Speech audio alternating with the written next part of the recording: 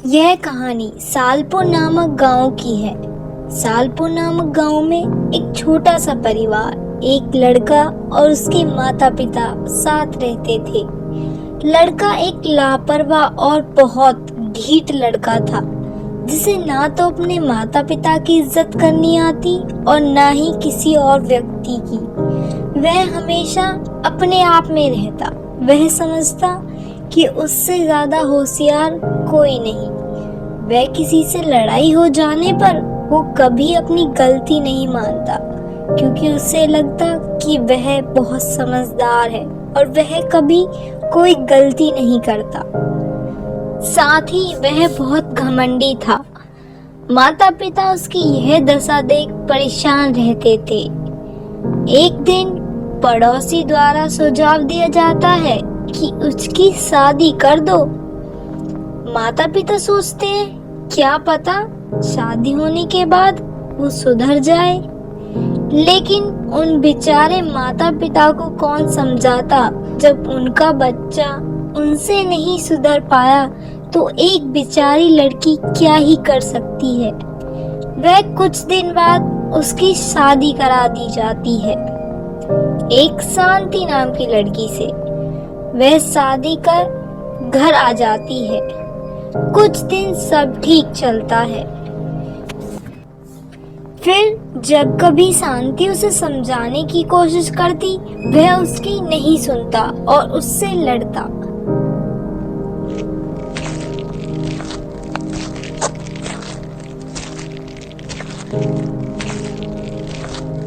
धीरे धीरे यह बात मारपीट तक पहुंच गई।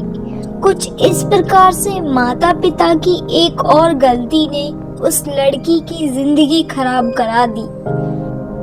लेकिन वह लड़की सोचती कि शायद वह समझ जाएगा। वह रोती और जब भी उसे समझाती, लेकिन वह कभी नहीं समझता। उसे कोई फर्क ही नहीं पड़ता।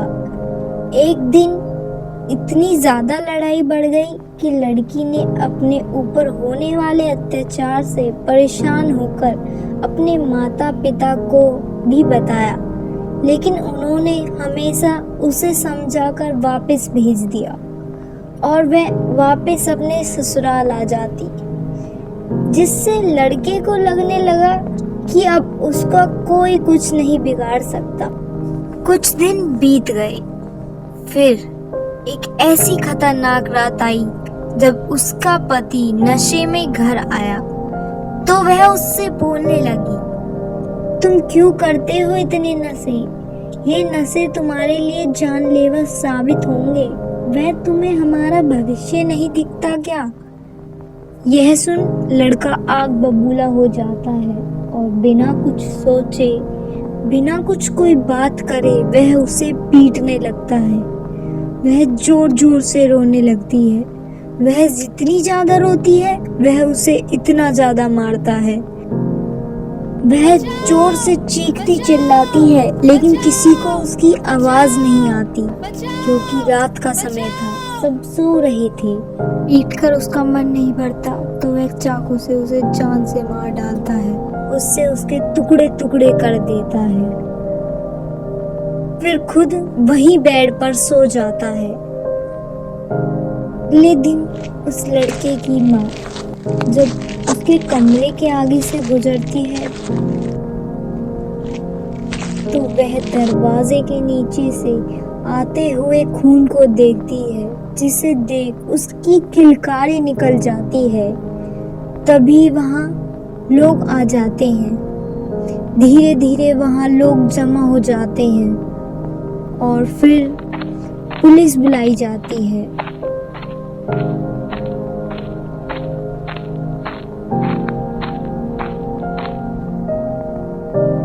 पुलिस आकर दरवाजा खोलती है और वह कुछ ऐसा देखती है कि वहां खड़े लोग, वह पुलिस के सबके होश उड़ जाते हैं।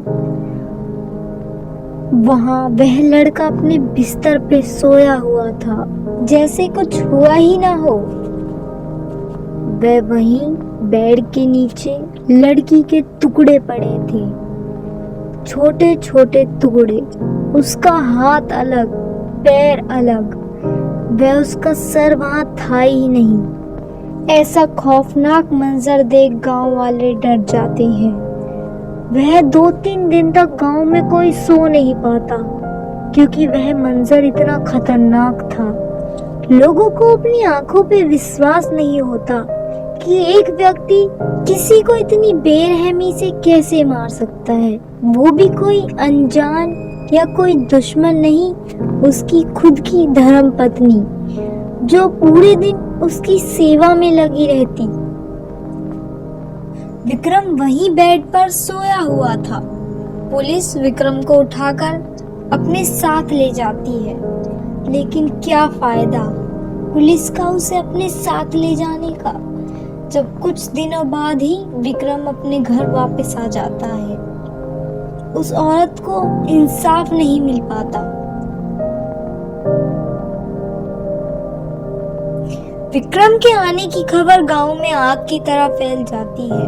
वह लोग विक्रम से मिलने आते हैं जैसे वो किसी जंग से लौटा हो। लेकिन शांति के इंसाफ का क्या, कोई उसके बारे में बात नहीं कर रहा था, क्योंकि लोगों के लिए यह तो आम बात थी कि एक औरत का मरना या फिर उसे काट के फेंक देना। लेकिन वहीं जब एक व्यक्ति को मार दिया जाता है तो सारे औरत समाज को गलत ठहरा दिया जाता है। लेकिन यहाँ तो शांति की कोई गलती भी नहीं थी। उसे इतनी भयंकर मौत देने का अधिकार विक्रम को किसने दिया? शांति की मौत की बात को कुछ ही दिनों में भुला दिया गया। सब शांतिपूर्वक चल रहा था। तभी एक दिन विक्रम अपने कमरे में था, हमेशा की तरह नशे में धुत। तभी उसे एक आवाज आई, जैसे कोई दीवार पर कुछ खरोच रहा हो। उसने इधर उधर देखा, उसे लगा कोई बहम है, लेकिन वह फिर वापस लेट गया।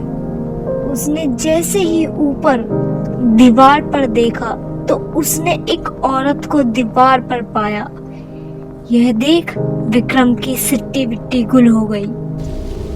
विक्रम चुप जाकर अपने कमरे के कोने में बैठ गया। विक्रम जानता था यह शांति ही है। तभी शांति उसके सामने आती है और हंसने लगती है। यह देख विक्रम और ज्यादा घबरा जाता है और रोने लगता है और उससे अपनी जान की भीख मांगने लगता है और कहता है, मुझे माफ कर दो शांति। उस दिन मैं नशे में था और मैं कुछ समझ नहीं पाया। मैंने तुम्हारे साथ गलत किया है, मुझे पता है। मेरी जान बख्श दो, मुझे माफ कर दो। तभी शांति कहती है, उस दिन मैंने तुम्हारे सामने ऐसे ही अपनी जान की भीख मांगी। तुमने मुझे छोड़ा था क्या? आज तुम्हारी मौत निश्चित है, तुम्हें कोई नहीं बचा सकता। इतना कहते ही वह विक्रम को हवा में उड़ा देती है। विक्रम चिल्लाता है, लेकिन रात का समय होने के कोई उसकी आवाज नहीं सुन पाता।